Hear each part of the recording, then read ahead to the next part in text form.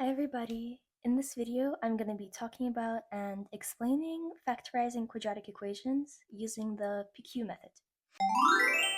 So at first glance, this may look like a lot of complicated words put together, so I think it'll be good to first define them and give you a better understanding of what we're actually doing. So a quadratic equation is an equation where at least one variable is raised to the power of 2. So to give an example, x squared equals 4 would be a quadratic equation. And this is the type of equation that we're going to be working with for this video.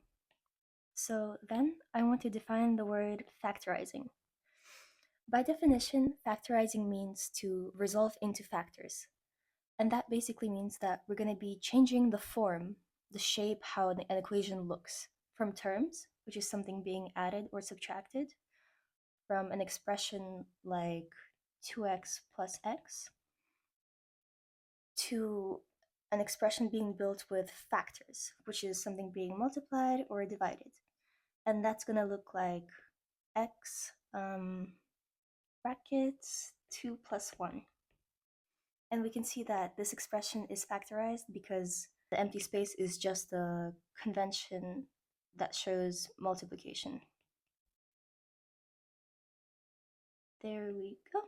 And you may ask, okay, well, how is this factorized if there's still a plus sign that we can see? Well, this expression is still factorized because the plus sign is inside the bracket. The bracket is what makes it okay. So if you see a plus sign or a minus sign inside a bracket, just know that that is perfectly fine. And as long as they're not outside any brackets, your expression is still factorized. So the next question to ask would be, why do we actually do this? Why do we factorize quadratic equations and for what purpose? So when we factorize equations, we do it to find the variable x. In any equation, there's going to be some sort of variable, and when we factorize an equation, that's essentially what we're trying to find. So let's get started with the steps that you're going to need to finally find x. The first thing that you're going to need to do is find an equation of this form. Ax squared plus bx plus c equals 0.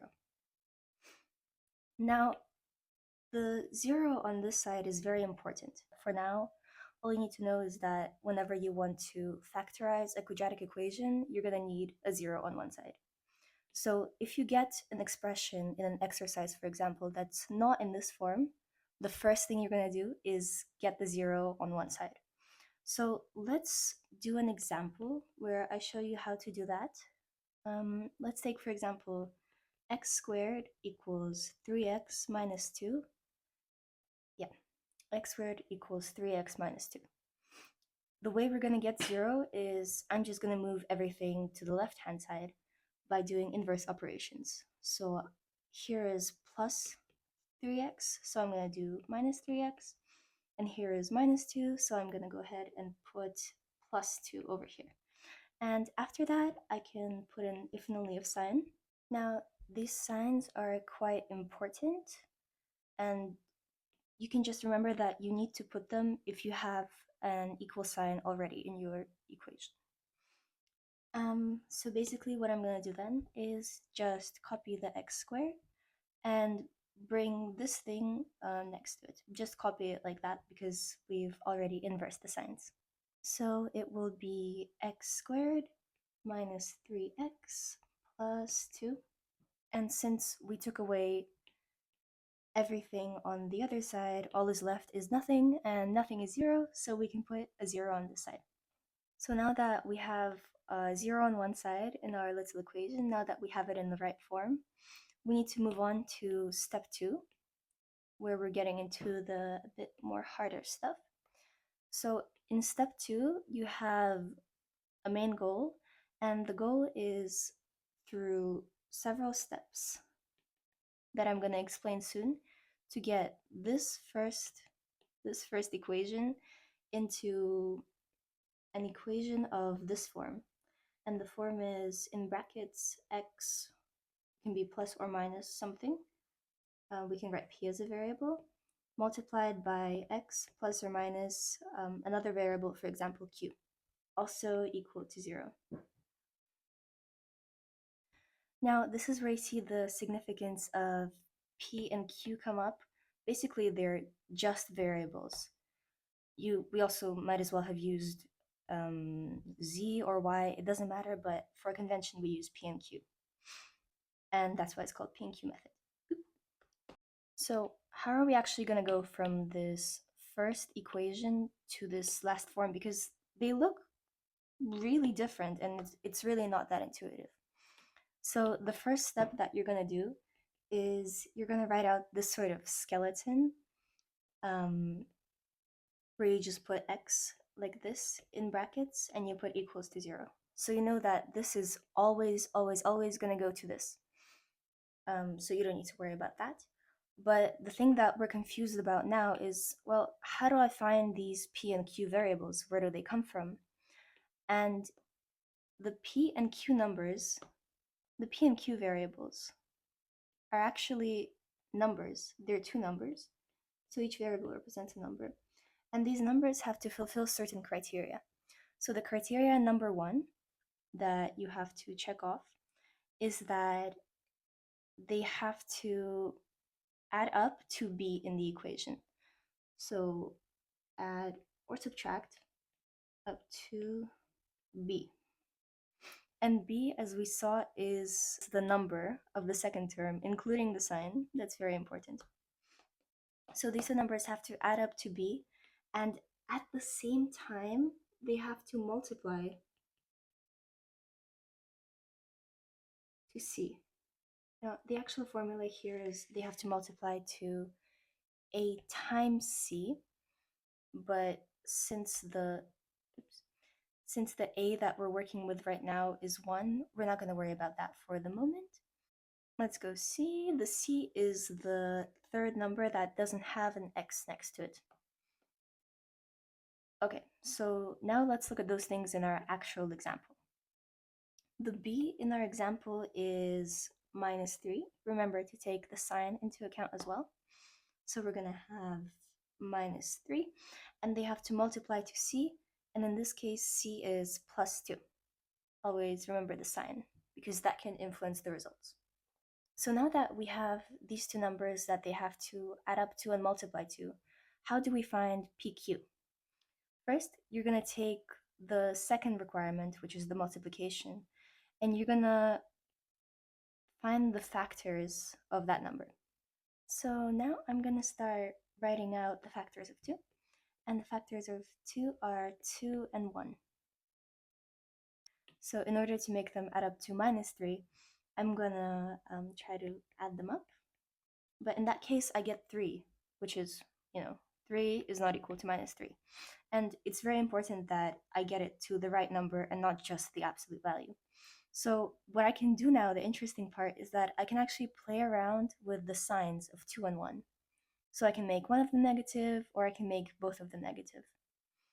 So in order for these numbers to multiply up to c, which is a positive number, they either both need to be positive or they both need to be negative. And since we've checked that the positive version does not work out, I see that both these numbers need to be negative, and just to check that, minus 2 minus 1, that's going to equal to minus 3. So now that we know that these two numbers fulfill both the requirements, the multiplication and the addition, we can assume that the PQ are these numbers. So now we can plug these into our skeleton formula just over here. And the reason why I didn't put a plus or a minus here is because, like I said before, they can change depending on the value that you choose. So I'm going to write down x minus 2 and x minus 1. So one number per bracket. It doesn't matter which one you put where, they're interchangeable. So now that we've successfully completed our step 2, we're going to move on to step 3, where we're going to use something called the null factor law. Now, to explain it, the null factor law states that if a times b is equal to 0, then at least a or b, so at least one of them, must be equal to 0. Now, this makes sense because you can't obtain 0 without actually multiplying by 0. Whenever you want to get 0, you have to multiply, for example, 6 by 0 or 7 by 0. If there's no 0 in the equation, for example, 1 times 7, or even 1 times 1, you're never going to get to that 0 number with multiplication. So that's why this null factor law works. And the basic assumption that we're making here is that it's either 1 or both are equal to 0. So because of this null factor law, I'm able to take this equation and I'm able to separate it. I'm able to say this is A and this is B. They're multiplied together, right? And there's a 0 here. And I'm able to say, well, it's either A, that's 0, or it's B. And instead of picking one or guessing, I'm just going to write both down. So what I'm going to say is x minus 2 is equal to 0, or x minus 1 is equal to 0. Now, the or here is very important just to get points on your exercises or math test, because it shows that you understand the null factor law and you understand that it's either one. It's not necessarily both. It can be just the one. So that's why we put or. And the final step to finding x, which is why we're doing all this, is we have to isolate x, which is just a fancy word for putting it alone and separate from all the other terms or factors. So how we're going to do this is the same thing as we did when we were rearranging the equation, which is what we did is just take the inverse operations and put them on the other side. So here we have x minus 2, and the inverse of that would be plus 2. So we're going to write x equals to plus 2. And we're going to do the exact same thing for the other side. Here it's x minus 1, and we're going to write plus 1, just change the sign. The value doesn't change, right? So you're going to have, x equals plus 1. Okay, and there we have it. Our final answers is 2 or 1. Now the interesting thing is that quadratic equations, due to the fact that they always have a variable raised to the power of 2, they always have 2 solutions. So if you got 2 solutions when you're solving such an exercise, you're going to be on the right track, most likely. And another way that you can write down these solutions, I mean, this is perfectly fine, but some teachers ask you to write it down in a set, which would be just writing the word s, equal sign, having some curly brackets, and separating the numbers by a comma. So there you have it. That's how you solve a quadratic equation via PQ method. So now let's try another example, and you can go ahead and pause the video and try to do it yourself, and then I'm going to walk you through it. So the example is going to be 6 equals minus x squared minus 5x. So you can pause the video and try it yourself. Now, how we're going to go about solving this is by the first step, which is setting one side to 0. Now, I see that there's a lot of minuses on this side, and that can be hard to work with sometimes, especially if it's in front of the x squared. So I'm going to make the decision to move this thing over to the left-hand side so the minuses disappear. Again, I'm going to do the inverse operations, which is going to be plus x squared and plus 5x. So now everything is nice and positive. And what I get is 6 plus x squared minus 5x equals 0 because there's nothing left over here, right? And another tip that I'm going to give you is to always rearrange the order of the equation from highest powers to lowers. So from x squared to x to no x at all. I mean, oops. to no x at all, because that's just going to make everything easier with the a, b, and c and how you know the formula. So now we're just going to rearrange that into x squared. Oh, I wrote minus 5. It was plus, my bad. Plus 5x plus 6 equals to 0.